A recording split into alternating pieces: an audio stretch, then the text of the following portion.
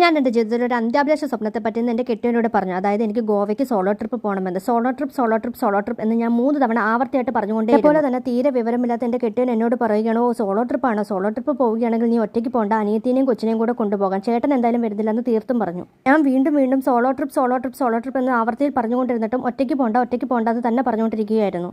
അങ്ങനെ solo trip ഞങ്ങൾ എല്ലാവരും കൂടെ ഒരുമിച്ച് പോകുവാൻ തീരുമാനിച്ചു.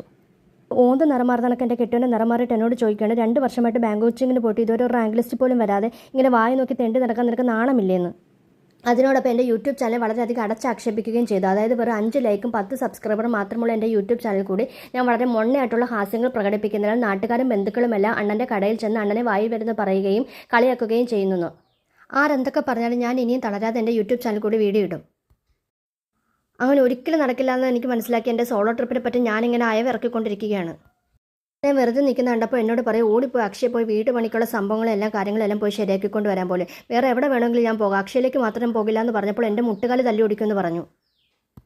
മനസ്സിലാ എന്തിനെന്ന് പോലും അറിയാമായത് രാവിലെ തന്നെ അക്ഷയയിലെ ചേച്ചിമാരെ വായിരിക്കുന്ന കേൾക്കുവാനായിട്ട് ഞാൻ കല്ലുവാതുക്കൽ പഞ്ചായത്തിലേക്ക് വെച്ച് പിടിച്ചു ഗൈസ്. അപ്പോൾ അത്രേ ഉള്ളൂ. Tata bye bye, see U.